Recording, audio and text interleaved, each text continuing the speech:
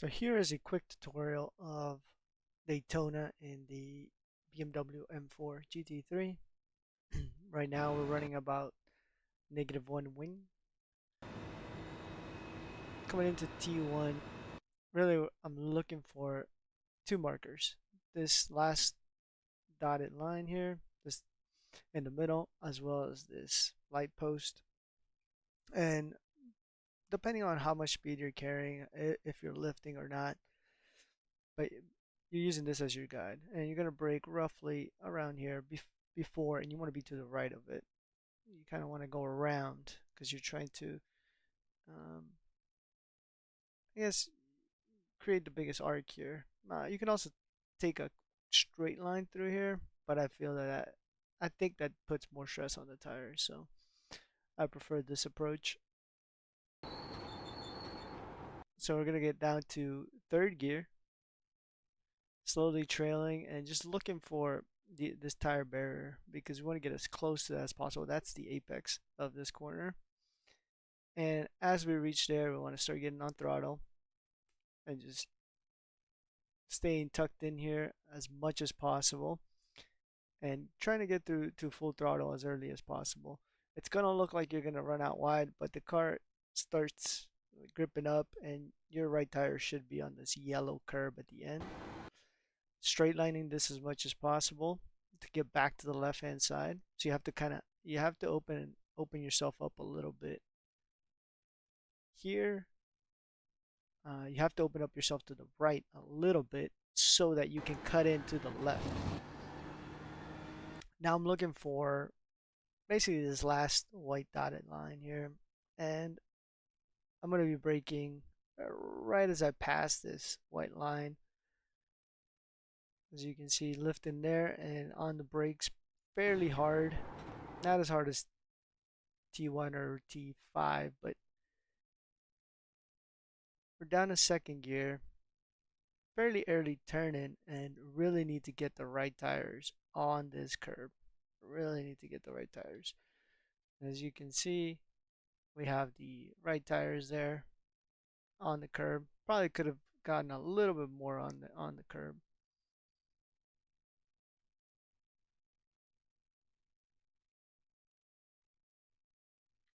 So I'm going to continue here in this view. It's a little bit easier.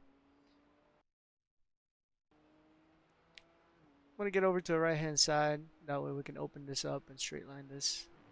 Get over to the left hand side as much as possible.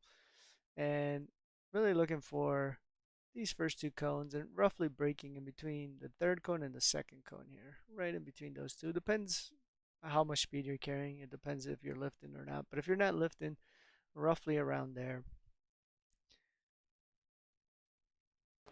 Breaking in a straight line as much as possible and kind of darting in towards the middle. And you use this as this black line in the middle as your reference. Kind of want to cross that halfway through. And again, you want to get those two right tires on this curb. That's the apex. And it's an early. You want to get on them early, as you can see. We'll take a look at cockpit view here.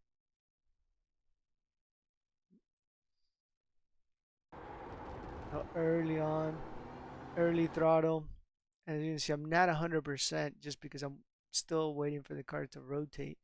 And once I think that it's got enough rotation there that I can make it without getting on the grass and use all of the road on the left hand side, then I get to 100% throttle. Bring the car back to the right hand side, and now looking for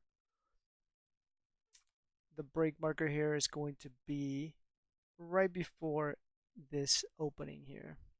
Probably about where this black line intersects the white line here, roughly around there. Honestly, you want to be safe here because it's easy to run wide and you really want to clip the apex curb. So want to get on the brakes there fairly confidently. Want to run over this yellow curb with your right hand tires, but not on the dirt because that will spin the car out. Turning in after the curb ends and really aiming for this left curb here and riding completely over it, and throttle should be on as you get on this curb, and you just have to maintain throttle, try to feel the grip. As you can see, I had a lot of TC kick in right there, so that's going to delay the 100% throttle. And as you can see, I'm wiggling the steering wheel quite a bit here because I'm just struggling for traction, but managed to get just enough traction and use all the road on the right. Now I just want to hug the yellow as tight as possible. I find that the later you shift, the better with this car in terms of speed. So I just hit red line it quite a bit. Coming up to the bus stop, tough corner. Um, really need to sacrifice the entry and get a good exit. No point in overdriving the entry because you're really gonna suffer on exit and it's not worth it. So I'm looking out for the two board just to prepare, and then I'm looking out for this light post over here on the right, and I'm braking roughly as I'm gonna cross this light post is when I'm getting on the brakes in a straight line, fairly heavy brake but fast, and turning in, really aiming for this left side of the curb. I want the left tires to be on this left side. And I want to run basically from curb to curb to curb to curb. That's the line. Just holding the brake, keeping the nose down so I can steer, and just keeping it as tight as possible. And roughly after you get off this second curb, you hold it, and this is by feel. So you have to. Sometimes you won't be able to get on throttle as early as this. Sometimes it's going to be a little bit more delayed. And as you can see, I was able to really get on full throttle very early there. And this was a very good exit on the bus stop. And as far as gearing, I would recommend fourth. If you get down to third, it's probably too much. You're over slowing the car down. And again, you just want to hug this yellow white line and rev out the car as much as possible, as that's going to give you some top speed. Um, and then qualifying, run underneath this yellow line, get yourself an extra hundredth or two. But that is a lap around Daytona. Now I will go ahead and play it from cockpit view so it's just without interruptions.